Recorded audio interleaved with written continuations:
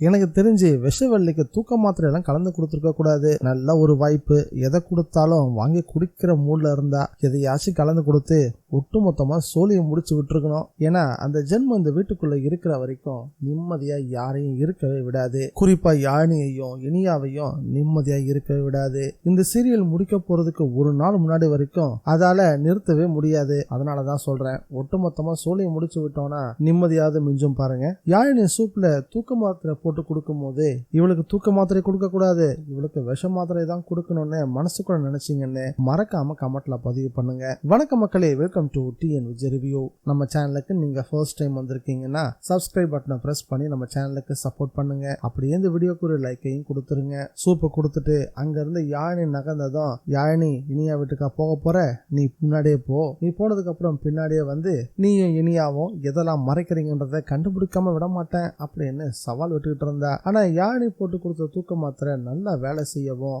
Dining table கூட பார்க்காம கொரட்டை விட்டு தூங்க ஆரம்பிச்சிருச்சு ஜென்மம். கௌரி அம்மா வீட்டுக்கு வரும்போது நல்லா கொரட்டை விட்டு தூங்கிட்டு இருந்தா விஷவள்ளி. அதை பார்த்ததும் என்ன இப்படி தூங்குறா இவ அப்படின்னு மூஞ்சில தண்ணிய புளிச்சுன்னு ஊத்தி எழுப்பி விட்டாங்க. எழுந்ததும் திருட்டு மொழி முடிக்க ஆரம்பிச்சா. ஏன் அமுதா, இதான் தூங்குற இடமா அப்படின்னு கௌரி அம்மா அதட்டெல்லாம் கேட்கவும் என்ன பதில் சொல்றதுன்னு தெரியாம தவிக்க ஆரம்பிச்சா. அது சரி, யாழினி எங்கன்னு கேட்டதுக்கு அவ இனியாவை பாக்குறதுக்காக இனியா வீட்டுக்கு போயிருக்கா அப்படின்னு சொன்னா. விஷவள்ளி பேசிட்டு இருக்கும் போதே யாழினி கிச்சனுக்குள்ள இருந்து மாவாட்டிட்டு மாவு கையோட வெளியே வந்தாங்க.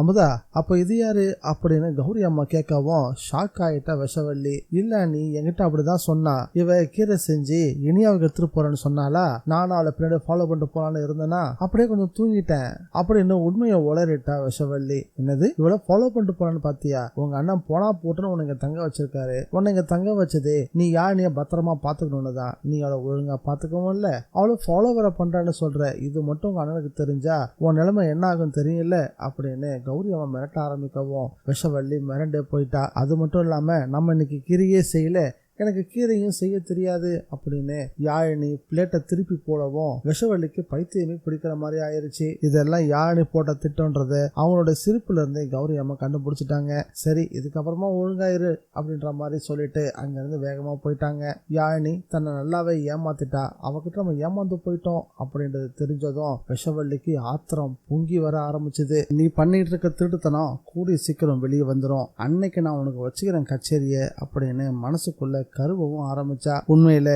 யாழினி விஷவள்ளி விஷயத்துல ரொம்பவும் ஜாக்கிரதையா இருக்கணும்.